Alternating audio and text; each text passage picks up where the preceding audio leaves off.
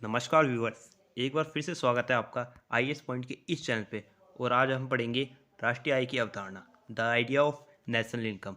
इससे पहले आपने types of economy, types of sector in economy के बारे में पढ़ा है। आज हम जानेंगे राष्ट्रीय आय क्या होती है। अर्थव्यवस्था में राष्ट्रीय आय एक महत्वपूर्ण अवधारणा है। अर्थशास्त्र एक किसी अर्थव्यवस्था की समझ के लिए राष्ट्रीय आय की गणना से जुड़ी अवधारणाओं को स्पष्ट होना बहुत आवश्यक है। तो यहाँ पे राष्ट्रीय आय की बात की जा रही है। तो राष्ट्रीय आय क्या होती है? किसी भी राष्ट्र की अर्थव्यवस्था में के द्वारा एक वर्ष में उत्पादित वस्तुओं और सेवाओं के शुद्ध मूल्यों को राष्ट्रीय आय कहते हैं। ठीक है, एक वर्ष में जितनी भी सेवाएं और वस्तुएं उत्पादित हो रही है उनके कुल जोड़ को राष्ट्रीय आय कहते हैं। तो अगर भारत के संदर्भ में लें तो भारत में सबसे पहले 1868 में दादाजी भाई नौरोजी द्वारा इसकी गणना की गई थी राष्ट्रीय आय की।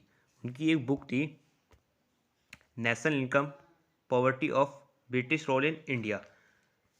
उनमें सबसे पहले राष्ट्रीय आय की गणना की थी। उस वक्त भारत की राष्ट्रीय आय 340 करोड़ थी और पीसीआई पर कैपिटल इनकम आपकी 20 रुपये बताई गई थी।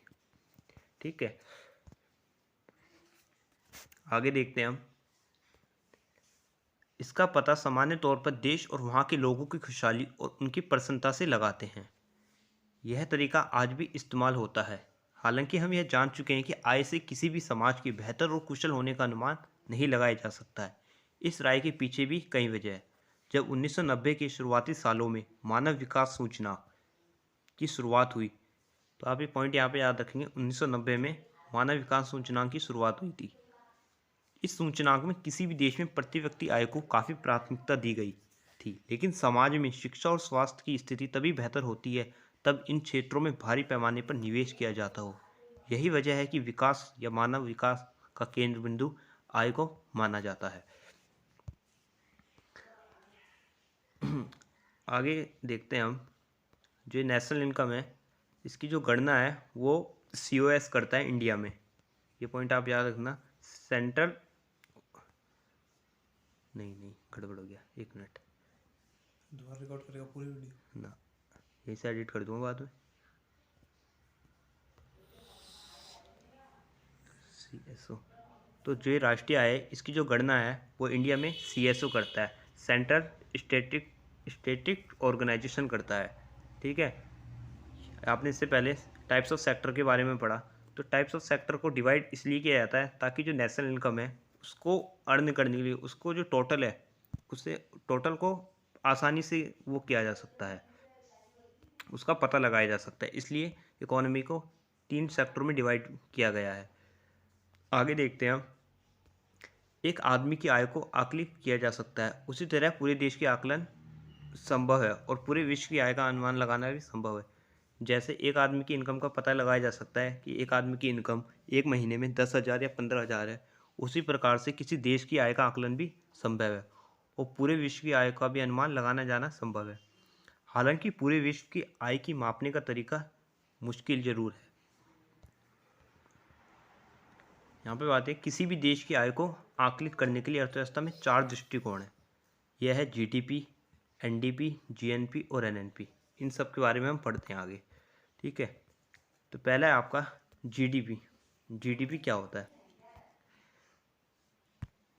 पहला है आपका जीडीपी। जैसा कि आप जानते हैं GDP full form gross domestic product, सकल घरेलू उत्पाद जिसे हिंदी में कहा जाता है। किसी भी अर्थव्यवस्था में एक वर्ष में उत्पादित सभी वस्तुओं और सेवाओं का अंतरिम मौद्रिक मूल्य जीडीपी कहलाता है, सकल घरेलू उत्पाद कहलाता है आपका। भारत के लिए यह एक वर्ष से 31 मार्च तक है। इसे फाइनेंशियल ईयर भी कहा जाता है, वित्तीय वर्ष, जैसा आप जानते होंगे। इसका आकलन राष्ट्रीय निजी उपभोग, सकल निवेश, सरकारी व्यापार शेष की योगफल के द्वारा भी किया जाता है। इस विधि में देश के बाहर उत्पादित आयातों के व्यय को तथा उन देश निर्मित वस्तुओं एवं सेवाओं का मूल्य जोड़ा जाता है जिन्हें देश में नहीं बेचा गया है।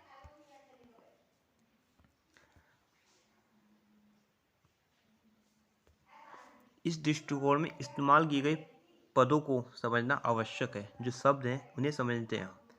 अर्थव्यवस्था और वाणिज्य में ग्रोथ का मतलब वही होता है जो गणित में कुल का मतलब होता है।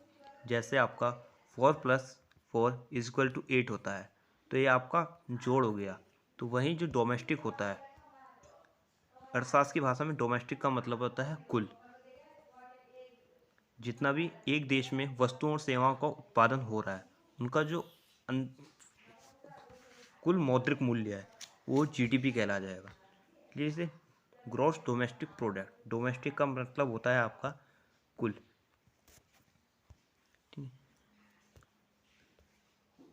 डोमेस्टिक का मतलब सभी अर्थव्यवस्थाओं में किसी भी देश और उसकी पूंजी के दायरे में होने वाली आर्थिक गतिविधि है। प्रोडक्ट का मतलब होता है सामान और सेवा, जबकि फाइनल का मतलब होता है आपका किसी भी उत्पाद में वैल्यू एडिशन का मौका नहीं है। ठीक है, एग्जाम्पल के तौर पे आप ऐसे लीजिए, जो बाइक है उसमें जो टायर होते हैं, इसमें जो इंजन होते हैं, जितने भी पार्ट्स होते हैं, उन सब का टोटल नहीं किया जाता है, सिर्फ बाइक का जो बनती है लास्ट में उसको ऐड कर लिया जाता है। तो अंतिम मूल्य का ये मतलब होता है। जीडीपी के उपयोग देखते हैं हम क्या क्या हो सकते हैं। जीडीपी में होने वाले वार्षिक परिवर्तन ही किसी अर्थव्यवस्था की वृद्धि दर है। एग्जाम्पल के लिए आप ऐसे लीजिए, किसी देश की जीडीपी 107 रुपया है और यह बीते साल से 7 रुपये ज़्यादा हो गई, तो उस अर्थव्यवस्था की जो वृद्धि दर होगी वो 7% है। ठीक है, यहाँ पे दिया भी गया है एक एग्जाम्पल। जब हम किसी देश की अर्थव्यवस्था को ग्रोइंग इकोनॉमी कहते हैं तो उसका मतलब यह होता है देश की आय परिणात्मक रूप से बढ़ रही है। दूसरा है यहाँ पे, यह परिमाणात्मक दृष्टिकोण है। इसके आकार से देश की आंतरिक शक्ति का पता चलता है, लेकिन इससे देश के अंदर उत्पादों और सेवाओं की गुणवत्ता का स्तर नहीं पता चलता है।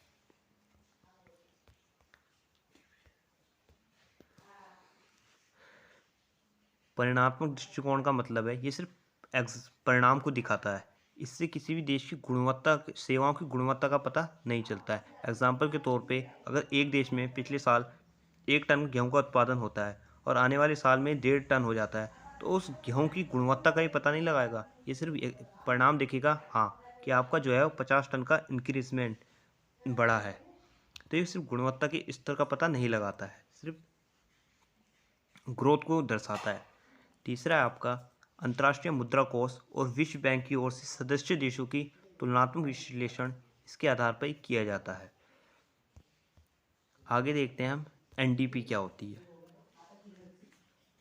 अगला है आपका एनडीपी, नेशनल डोमेस्टिक प्रोडक्ट, शुद्ध घरेलू उत्पाद। किसी भी अर्थव्यवस्था का वह जीडीपी है जिसमें एक वर्ष के दौरान होने वाली मूल्य कटौती को प्राप्त किया जाता है। ठीक है, जिन व संसाधनों द्वारा उत्पादन किया जाता है, उपयोग के दौरान उनके मूल्य में कमी हो जाती है, जिसका मतलब उस सामान की घिसने या टूटने फूटने से होता है। एग्जाम्पल के तौर पे फसलों के उत्पादन में जिन मशीनों का इस्तेमाल किया जाता है, उनके टूटने फूटना, जब भी यह टूटते हैं या उनके मूल्य में जो कमी आती है, वो सब घिसावट व्यय, डेप्रिसिएशन कहलाता है। इसमें मूल्य की कटौती दर सरकार द्वारा निर्धारित करती है कि मूल्य कटौती दर कितनी हो, ये गवर्नमेंट तय करती है। भारत में यह फैसला केंद्रीय वाणिज्य एवं उद्योग मंत्रालय करता है। यह एक सूची जारी करता है जिसके मुताबिक विभिन्न उत्पादों में होने वाली मूल्य कटौती, घिसावट की दर तय होती है। उदाहरण के लिए भारत में रिहायशी निवास की सालाना मूल्य कटौती 1% है। बिजली से चलने वाले पंखे के मूल्य में 10% की कमी होती है। तो ये सब गवर्नमेंट द्वारा तय होता है। अर्थशास्त्र में मूल्य कटौती का इस्तेमाल किस तरह से होता है, ये उसका उदाहरण है। दूसरा तरीका ये भी है कि जब भारी क्षेत्र में इसका इस्तेमाल होता है, जब घरेलू मुद्रा विदेशी मुद्रा के सामने कमज़ोर होता है। अगर बाजार की व्यवस्था में घरेलू मुद्रा का मूल्य विदेशी मुद्रा के मूल्य के सामने कम होता है तो उसे घरेलू मुद्रा का अवमूल्यन कहते हैं। यह घरेलू मुद्रा में दर्ज गिरावट से तय होता है। एक तरीके से और देख सकते हैं, आपका एनडीपी = जीडीपी माइनस घिसावट। आपका जीडीपी में से घिसावट माइनस हो जाएगा तो आपका एनडीपी निकल जाता है। क्या आगे देखते हैं हम अपना तीसरा जो पॉइंट है आपका है, तीसरा है जीएनपी क्या होता है, ग्रॉस नेशनल प्रोडक्ट। किसी अर्थव्यवस्था में ग्रॉस नेशनल प्रोडक्ट उस आय को कहते हैं जो जीडीपी में विदेश से होने वाली आय को जोड़कर हासिल होता है। ठीक है, इस इसमें देश की सीमा से बाहर होने वाली आर्थिक गतिविधियों को भी शामिल किया जाता है। विदेशों से होने वाली आय में निम्नलिखित पहलू शामिल है।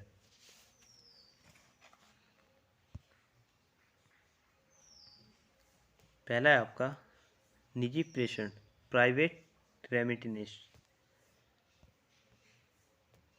ठीक है, भारत के नागरिक दुनिया के दूसरे देशों में काम करते हैं और दुनिया के दूसरे देशों के नागरिक भारत में भी काम करते हैं।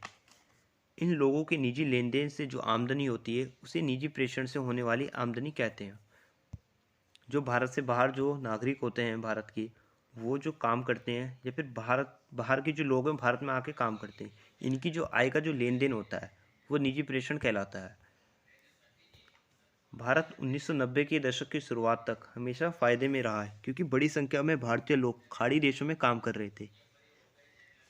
हालांकि खाड़ी युद्ध के चलते इसमें भारी कमी देखने को मिलती है।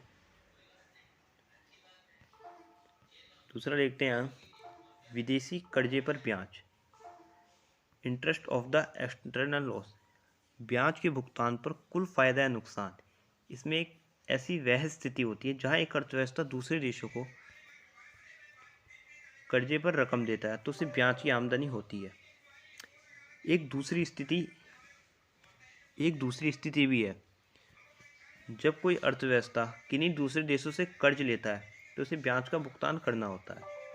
भारत की इस ब्याज से होने वाली आय इसके ब्याज व्यय से कम होती है क्योंकि इसके द्वारा लिया गया विदेशी कर्ज इसके द्वारा दिए गए कर्ज से अधिक है। ठीक है, तीसरा है आपका विदेशी अनुदान, एक्सटर्नल ग्रांट्स। इसके अंतर्गत भारत द्वारा प्राप्त किए गए एक दूसरे देशों को दिए गए अनुदान का शेष शामिल किया जाता है। ठीक है,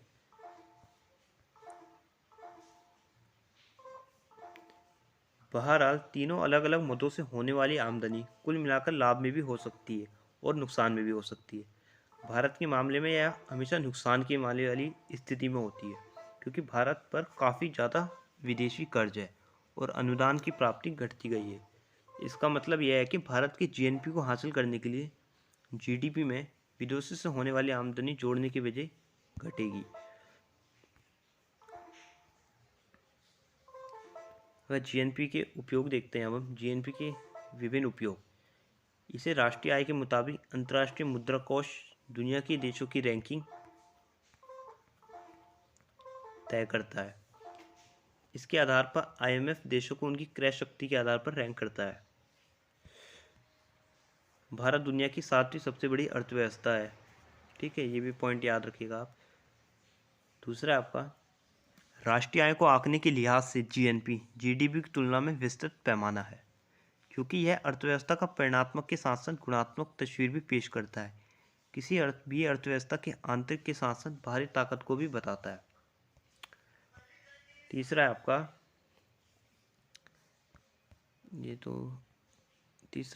चौथा देखते हैं हम NNP, net national product, gross national product.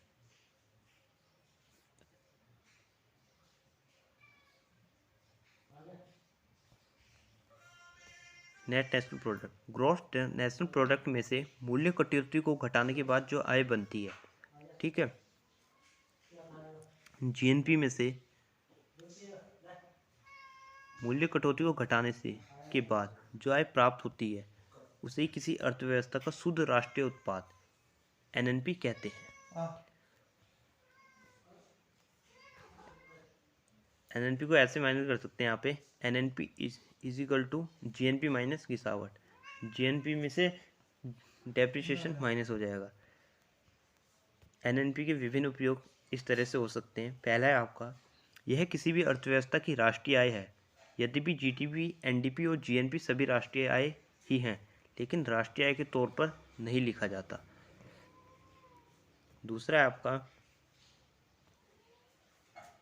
यह किसी देश की राष्ट्रीय आय को आकलित करने का सबसे बेहतरीन तरीका है।